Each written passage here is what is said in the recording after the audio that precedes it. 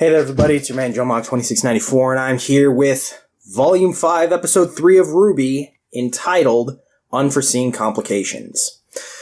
So, I'm just going to get right into it. Nothing hardly happened this episode. We learned one major thing, and that's about Ozpin. But I'm going to go in order. So here we go. Episode opens with the Belladonna family, specifically Gira, giving a speech to the residents of Menagerie in front of a lot of press reporters as well, that Adam Taurus was partially responsible for the fall of Beacon, that his brand of terrorism has set back human-faunus relations by God knows how much, and that if they really want to get the equality they want, they need to help defend Mistral and Haven against Adam and his splinter group, or at least what they still assume to be his splinter group. Apparently word that the former leader of the White Fang is no longer with us. Then Ilya comes in, calls the Belladonnas traitors, and that they're the worst kind of faunus, and she goes, "Where was my help when my parents died in a dust mine?" And then Sun is like, "Shut up!" And I'm like, "Thank you." And then he jumps at her without even having his staff out, and I'm like, "No thank you, you stupid monkey!" That is from a past of mine that I'd sort of like to forget. You suck! You want me to steal the camera? And then Assassin's Creed Furry Edition are just like, Blake doesn't even talk, but big surprise, whenever she opens her mouth, all she does is spew poison. We then cut to Weiss, who is in the captivity of the bandits, and we see that girl, the one that we all assume is the Spring Maiden, and she apparently commands a lot of respect among these raiders, because these two raiders who are just chugging down booze, just going, as soon as they see her, they snap to attention. She comes up to Weiss, who's bound at the wrist and stuck in a cage. She's got Mineaster in her hand, Vernal does, and she tells Weiss that they're going to ransom her back to her father because it would be financially good for them. And she's like, it's too bad you're a Schnee because you'd fit right in here. And Weiss is like, I never stoop to your level. And by the way, things are going to get really complicated for you once my sister shows up. You know my sister, right? Special Agent Winter Schnee. When she finds out that I haven't arrived, she's gonna tear this continent up looking for you. And they all start laughing, and Vernal informs Weiss that, unfortunately, there are no more Atlas troops in Mistral at all. Ironwood, Irondeck, shut down the border, pulled all his troops, pulled all of his robots. Insert democratic military desire joke here. Now, nobody's coming for Weiss, apparently. Although I have a sneaking suspicion that Winter is gonna buck the system and come for her sister anyway. The very end of the episode has Weiss holding her hands like this, and she summons her knight, and she looks at his sword, probably to cut the, restraint, and then she kind of notices like a hole in her cage that she's probably going to try and escape out of. And that's the end of the episode. That's the end of Weiss. But the main meat of what happens in this episode is Oscar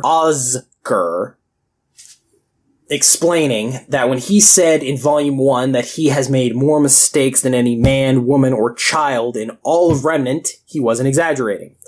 Apparently, Ozpin, I don't know if this qualifies him as the old man from the Four Maidens Tale, but he's been on Remnant for millennia. I was about to say eons, but he's been on there for millennia. Thousands and thousands of years. He's been cursed that every time he dies, much like a maiden, he gets reincarnated. Although the maidens are reincarnated to the last young female person on the mind when the maiden dies. When Ozpin dies, his soul connects with somebody, has a similar soul to his. We don't know what that entails, but apparently this time it was Oscar. And apparently the badass looking white-haired dude that we saw in the first three volumes wasn't the first face Ozpin had ever worn. Go figure. We hear that the other headmasters were all directly under Ozpin's control, but Lionheart, acting the way he has been, is flying in the face of some specific orders that Ozpin gave him upon a reincarnation cycle, and so they're playing it close to the chest that Oz has been reincarnated as Oscar. Crow then goes out to find some hunters that aren't under the community board of Haven to go out and try and find the Spring Maiden, and Oscar tells Team Ranger that they need to get whipped into shape, and that Oscar will acquire Ozpin's muscle memory through training, and he says, don't expect me to take it easy on you. And we find out all of this because, apparently, Oscar can elect to give control of his body to Ozpin. So, we get this weird kind of like amalgamation of Oscar's voice and Ozpin's voice.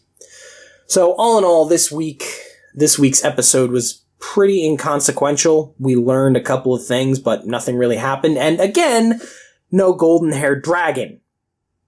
Rooster Teeth, are we going to have this talk again about how the last member of the name of your show is the most interesting member? You know, the one that has gone through the most trauma out of any of them, the one who has had one of the most horrible things happen to her. Why do we focus so little on Yang? Why do we focus so much on Blake and not Yang? Anyway,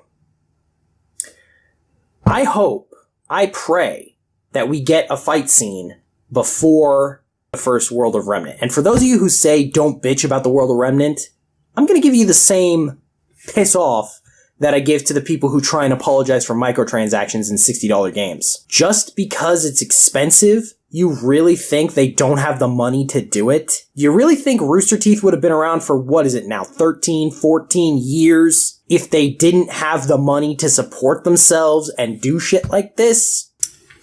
Until next time, everybody, this has been your man, Joe Mark 2694. See ya. This has been Natsuji Goku. Everyone in YouTube land, go meow.